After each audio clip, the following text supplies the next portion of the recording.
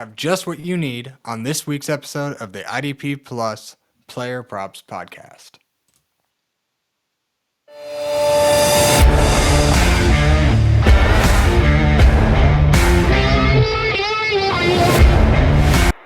Welcome back to the IDP Plus Player Props Podcast, where Johnny and I have been handing out a plethora of guys each week in terms of defensive players specifically that we like and their respective tackle lines, whether it be total tackles, combined tackles, solos, assisted, just kind of whatever we're like, and just kind of I want to say forewarning, but these aren't even really suggestions. This is just research that we've done to possibly place our own bets, and we're just kind of laying out that research to you guys for anybody that might take an interest in defensive player tackle props. So far we've had a pretty good season. It's been a good time. Last week we were about 50-50, but we're going to go ahead and jump into it. We've got 8 guys here to give you this week, so I will let Johnny jump in and tell you his first guy this week. Yeah, so I'm rolling with the overs this week. All my picks are strictly overs in the first one. That if you're looking for assisted tackles, something pretty likely to happen right now that's been happening is Logan Wilson to get over 3.5 assisted tackles. The odds are set at minus 120. We're not getting juice. We're not getting plus odds here, but at the same time, this has happened 6 out of 7 games for Logan Wilson. They are rolling right now, him and Pratt at linebacker. And I know I'm just talking Logan Wilson, but they're both in the mix for a plethora of tackles. Like I mentioned, 86%, 6 out of 7 times Logan Wilson has hit 4 or more assisted tackles. The last 4 games, he's gone 4 for 4.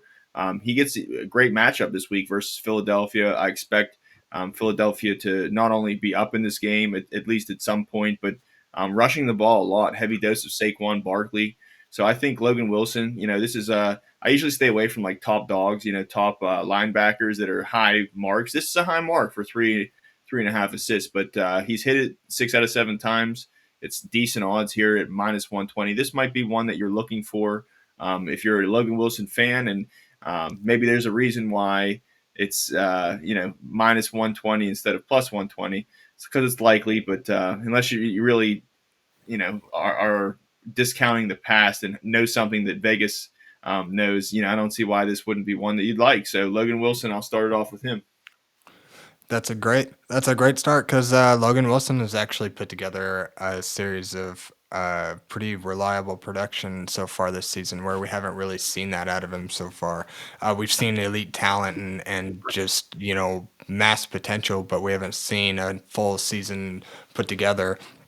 And so far he's been great. I think he's hovered right around 8, 9 or more tackles every game. I think his average is probably between 8 and 9. And those his splits, he's not. I think he can. I think he kind of hovers back and forth. He'll go predominantly solo assist. I mean, any given week he could go. He could pop off on this 3.5 assisted tackle mark. So for Logan Wilson, you just kind of hope that he continues to get to the tackles that he has, and it hasn't really mattered the matchup. But again, you would like to think that Saquon Barkley, the Eagles seem to have figured things out with him and know that they operate best when they run through Saquon. So I think that's going to lead to a little more tackles for the Cincinnati linebackers this week. I like that play. My first one here is going to be Amani Hooker to get under 6.5 combined tackles this week. That comes in at minus 145, and he's going up against the Detroit Lions, which I know, bear with me, because yes, this is a great matchup for opposing safeties. So far it has been.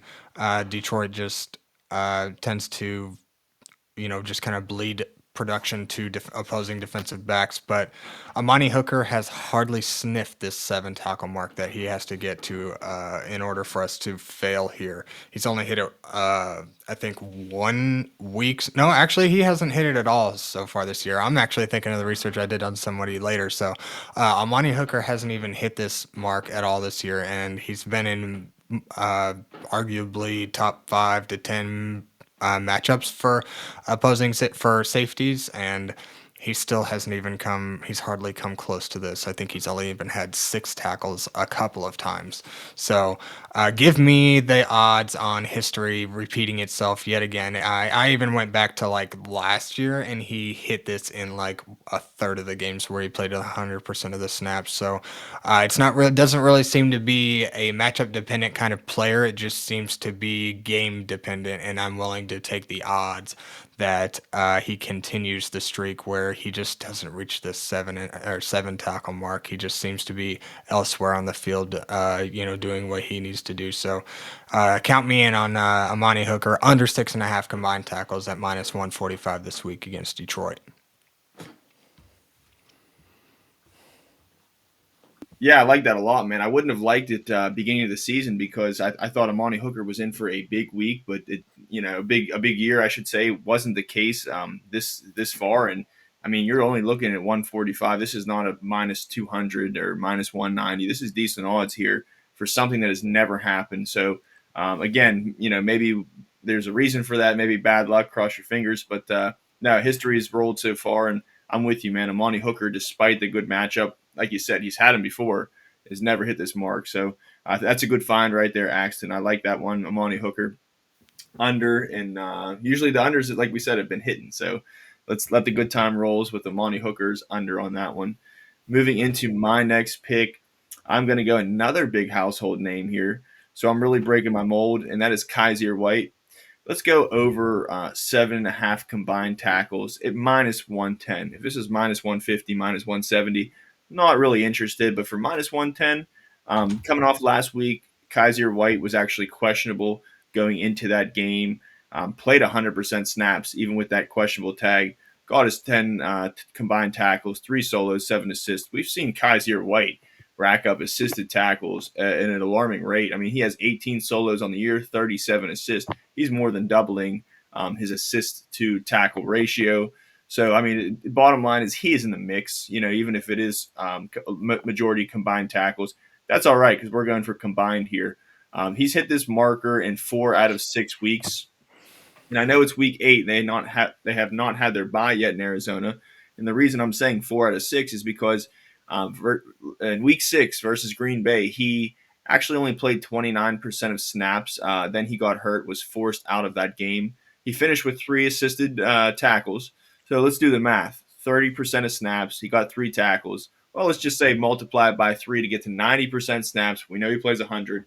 He would have 9 in that game. So I wouldn't be saying 4 out of 6. I'd be saying 5 out of 7.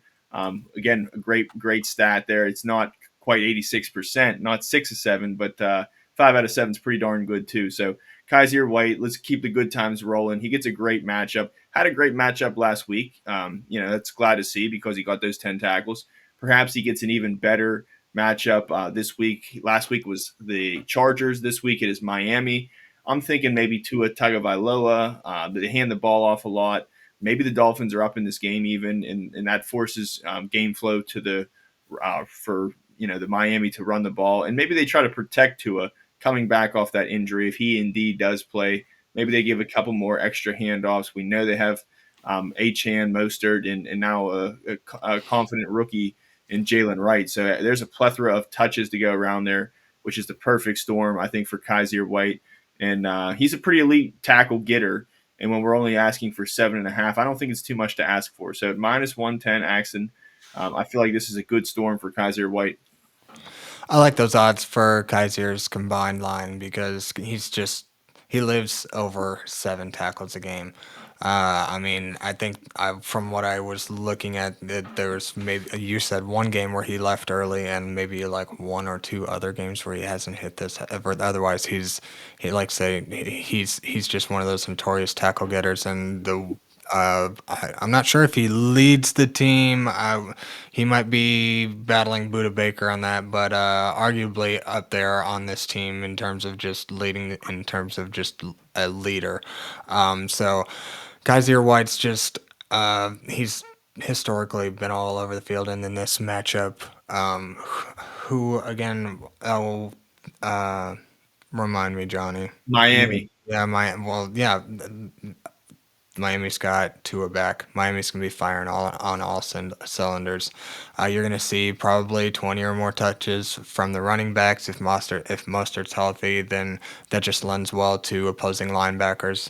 So yeah, I actually do like this matchup. Usually I've been staying away from any Miami games without Tua in there, but that just opens up the field so much when you have a competent passer and your running backs are healthy and you're able to just use all of these different pieces that you've been waiting to use together since Tua went down earlier this year. So at -110, those line that I think Kyzir White's hit his he's hit quite a bit of overs this year on his lines. They've been pretty generous to us. So uh, we'll hope that he can keep that streak alive. So that's a good play. My next line here is going to be for Tremaine Edmunds to get under 7.5 combined tackles.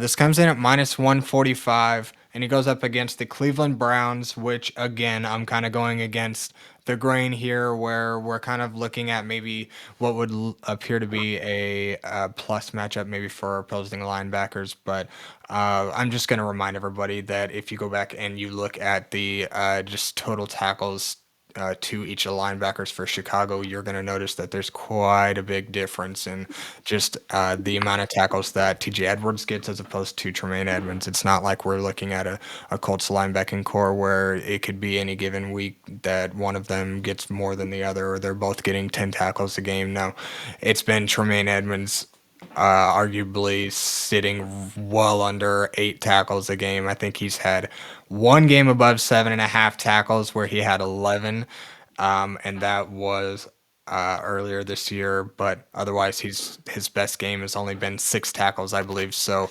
the fact that he's looking at a 7.5 tackle line against Cleveland, yes, their offense really hasn't been operating that well so far this year, but I expect a lot more passing in this game.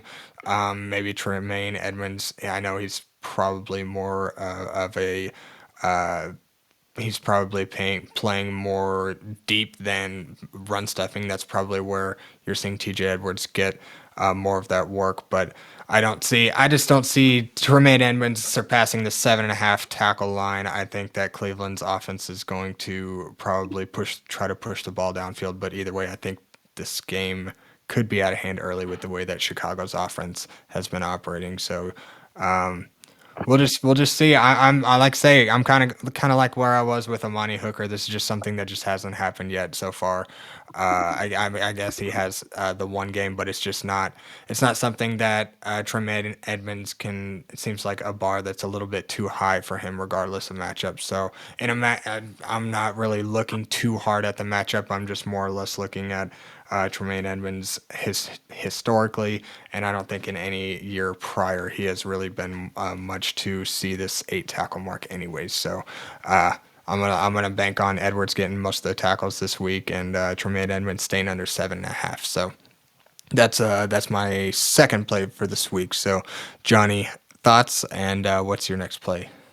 I mean, I like it. Good, another good find. History's on your side. I like the unders, man. I mean, there's some out there. Like last week, it was Divine Diablo. We had that hit under 7.5, and I know that one had juice. This one's minus odds, but still, I mean, maybe it's even better. Maybe it's even more likely in your favor. And I think it's a great pick to either parlay or put a single on. And I don't think that changes this week. Yeah, I really not a fan of Tremaine Edmonds. I'll take even TJ Edwards himself has not been the tackle machine we've seen. So I mean, I don't really know what it is with this defense, but again, ride it while it's hot, and I like this under a lot, Axton. So good find once again. Moving into my next pick, I am going to roll with Nick Cross, one of the best safeties in the league thus far. We're going to like him to get over 2.5 assisted tackles. The odds are set at plus 125. Perhaps if this is minus 125, minus 150, I don't pick it. But at 125, when he's hit in 6 out of the 7 games this far, 86%. He hit the last 3. 2 of those games were bad matchups. So I think he kind of is matchup proof at this point. The key stat, if that wasn't enough, 6 out of 7 times, hitting the last 3. The key stat I'm looking at, this game is versus the Houston Texans. And in week one, these teams play each other often, right? Same division. So you look at week one, they played each other. Nick Cross, he was a household name. It's not like, oh, he wasn't, a factor until, middle of the season. He was playing 100% of snaps from day one. That first game, he had 8 solos, 6 assists for a combined 14 tackles. So I think Nick Cross, this is a right time, right place for him. And we're getting juice odds here at plus 125.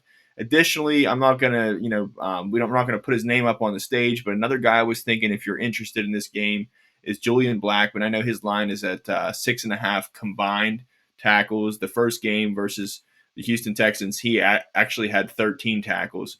So I think both of these safeties have great matchups here. I expect to see, a lot of throwing from C.J. Stroud, a lot of continuing drives. I mean, Joe Mixon, even if he gets the ball, it's actually a blessing in disguise. Nick Cross plays a lot in the box and can make those run stuffing plays. And again, he's done this before. This is an outlier if he does not, and you're getting plus odds. So Nick Cross, once again, over 2.5 assisted tackles for plus 125. Back to you, Axton. Man, the books must know something we don't. That's some good plus juice for something that was crushed earlier in the year. Yeah. And considering that Houston's offense looks pretty similar to what it did in week one, just without Nico Collins, but arguably you could almost say that Tank Dell, that shift from Nico to Tank Dell is somewhat of a pivot. I know you're not really going to replace the kind of production that Nico was putting out there, but there's definitely some capable pass catchers on this team to keep drives, pushing down the field. So, uh, And I believe Indianapolis Cross linebacker. is leading the league. I think Cross has the most tackles out of any Yeah, safety right now. it wouldn't surprise me. Yeah, the defensive backs and linebackers for the Colts just have historically been on the field a lot, and getting a they get a lot of tackles. Yep. Just go look at what Jalen Jones, Julian Blackman, AJ Speed, Zaire Franklin. All of them are flirting with about 10 tackles every game. It's Mm-hmm. ridiculous. There's no defensive line as well, so it just everything just kind of falls into the second and third layers of this defense. So if you can find a good line and get some plus odds on it, I like those. I like taking those. So I like that Nick Cross play there. My next play here is actually going to be for Andre Cisco.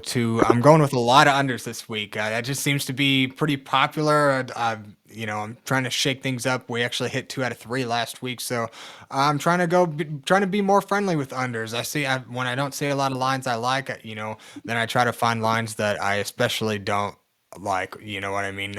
So instead of going over, we're looking for those high lines where we can go under. And I like Andre Cisco's solo tackle line a little bit too high for my liking at 3.5. So for him to get under 3.5 solo tackles, that came in at minus 115 this week. And Andre Cisco plays the Green Bay Packers, which is a pretty middle of the road matchup for opposing safeties. No free safety this year has really crushed it. I think there might have been just one. Quentin Lake, I believe, had 6 solo tackles, so he might have crushed it. But even Buda Baker just got 4. Harrison Smith just had 4. Those were guys that did get it, but they are predominantly known to be tackle guys. And Andre Cisco is just not. He's not one of these guys that's flirting with 6, 7 tackles a game to give you a lot of production to work with. Especially when it comes to splitting solos and assists, he's often at least getting 1 or 2 assists. So if you go back and you look at his average so far this year, he's averaging just 5 tackles a game. So for the fact that we'd have to hit 4 of these to be solo tackles, and he's a guy that notoriously will split. I think one game this year he had all solo tackles. So I'm willing to put my money down on the opposite end there, where he just continues to do what he has been and to underachieve this 3.5 solo tackle mark. Like I say, he only got this one week playing excuse me, playing against the Indianapolis Colts of all teams and a Joe Flacco led offense. So Packers are just kind of a middle of the road matchup. I think if Andre Cisco has been underperforming all year, I think this is a good matchup for him to continue to do so, because I think Green Bay gets up extremely early in this game and you see a lot of rushing attempts. And I don't think Andre Cisco is playing around the line of scrimmage near as often as we like to see for for safeties. So give me Andre Cisco under 3.5 solo tackles this week against Green Bay at -115. Yeah, I like that, Axton. Another good find there. I mean, Cisco's not the banger like that. I agree. Doesn't really play close to the line. Not a great matchup. I mean, on one hand, the Green Bay throws a lot, but like you said, good point to bring it all back together. They're probably going to be up in that game. I'd agree with that. So, I mean, history's, on your side on this one once again. Another great find on the under here. So, 115, not bad odds either. It's not. It should be lower than that. So maybe again something Vegas knows that we don't. But these unders have been hitting, so I like it. Before we get into my next pick, I wanted to mention that at IDP Plus, we are running a promo right now. You can get 20% off site wide by using the promo code props. So continue your season rolling in with into week 8 with our IDP Plus subscription. Get 20% off any subscription for a limited time with the promo code props and get access to our tools, our data, our IDP articles, and don't miss out on our subscriber Discord. All you've got to do is go to the IDP Plus website, which is idpplus.com, put a /membership, and then when you check out, use the promo code props. So once again, idpplus.com /membership, promo code props to get your 20% off. Moving into my final pick. This one's a little juicy. I really usually don't tease with the cornerbacks.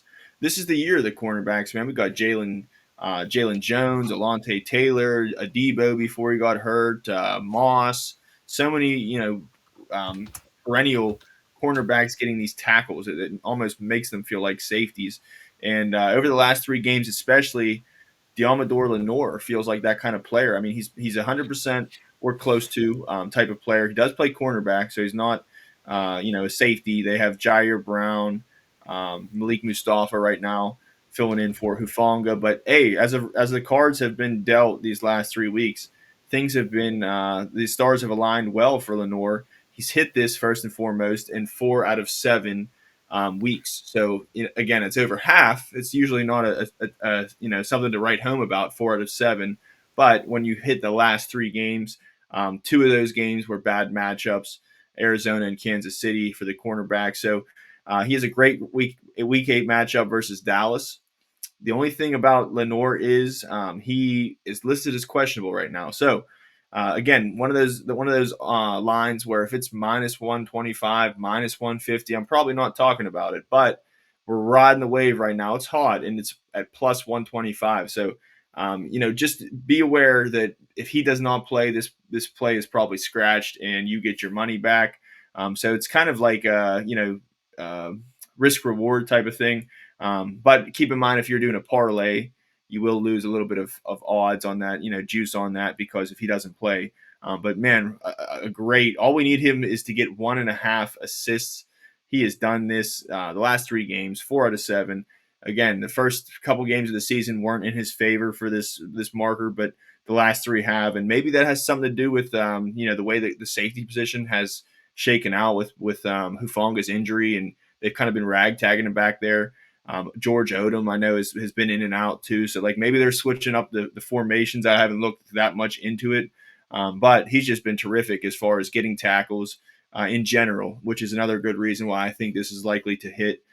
Great matchup. History's on your side, and you got juice odds. So I think you could do a lot worse for +125 here on Lenoir. That's my final pick, Axton. Back to you.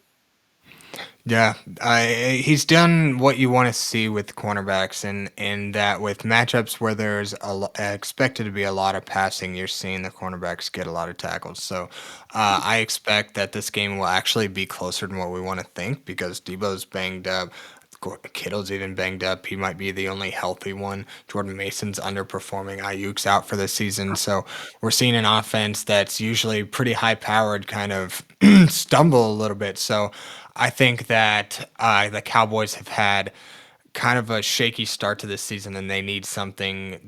They desperately need something, and I would imagine going into that bye week that was their plan to come out of that bye week firing on all cylinders, or at least to have a game plan for improvement because they're just not the same kind of Cowboys that we've seen at least to this point in the season. But they're still going to be passing the ball a lot. Their run game isn't the greatest, so you're going to see Dak Prescott still air it out plenty of times. I'd imagine 20 up to 25 or more completions. So you're seeing a lot of potential for those opposing linebackers to get those tackles. And Lenoir, even dating back to last year, I think is when he kind of just popped popped up to the surface, just in terms of the NFL and producing and being a one of these guys that is just getting all of the snaps. I'm not sure how long he's even been in the league. Maybe maybe he hasn't been all that in the league for all that long. But either way, even dating back to last year, he was getting tackles week in and week out. I know in fantasy I had streamed him several often throughout the year. So and same to be case appears to be the same for this year. So give me Deommodore to get over 1.5 assisted tackles this week. I'm back in that pick, especially with some plus juice on it. So Right. To wrap it up here, my last pick is going to be. I've kind of gone back and forth, but I'm going to stick with it because again, this show for me has been about history being on our side. But I'm actually going with an over this time. I'm going with Germaine Pratt's over specifically on solo tackles, and that's going to be set at 5.5, and we're actually looking at plus 100. In terms of odds for this one. So just telling you a little bit about Germaine Pratt. So far this season, he has actually hit this in every game but one. And now he faces a Philadelphia offense that's actually finally realizing that they operate better through the run game, and now they're getting Saquon Barkley more established in this offense, and he's getting more consistent usage and able to with the rest of their offense now being healthy, that's able to open things up, and you're seeing more sustained drives where it just kind of looked iffy there for a little bit, where you'd see glimpses and they'd do well, and then it's just they can't really seem to do much without AJ Brown. But I expect longer drives. I actually think there's a chance where Philly goes up early, but there's also a chance that this game stays close. And if this game stays close and we're seeing a lot of long drives, then you picked Logan Wilson earlier. Then I think could be a game where Germaine Pratt and Logan Wilson are both busy because it's going to be. I think this can be a knockdown, drag out game. I think this has the makings to be pretty close and competitive. And regardless of matchups this year, Logan Wilson and Germaine Pratt have been producing week in and week out. It doesn't matter who they're playing. They both flirted with 9 or 10 total tackles a game. And if you can capitalize on the splits and maybe even get a little plus juice on something like an overline on solo tackles, I like the odds, especially in a matchup that figures to be a middling matchup. But for guys that are outproducing your average linebacker, I'm willing to take the over here. So we'll end it on a few plus plays. So that's going to wrap up our week 8 player props for you guys. Let us know if you hit anything, if there's anything that you like here. If you have any questions, comments, or whatever, you can go ahead and follow myself on Twitter at AxemanIDP. You can follow Johnny at JohnnyFreakinF1. And I'll just remind everyone, this is just kind of research that we've done to place potential bets of our own, giving you guys the research. Hopefully you agree with a few things that we say, and maybe tail some things. If you do, let us know in the comments. If you win anything, let us know. We're all here to have fun, so let's be responsible, stay within our means, and bet smart this week, and hopefully we can end up being lucky. So thank you guys for joining us every week, and we'll see you back here next week for week 9 of the NFL season. So good luck, everyone. Thank you for watching the IDP Plus YouTube network. If you enjoyed this video, give it a thumbs up and don't forget to subscribe to our channel. Be sure to tap the bell icon to get notified whenever we upload new content.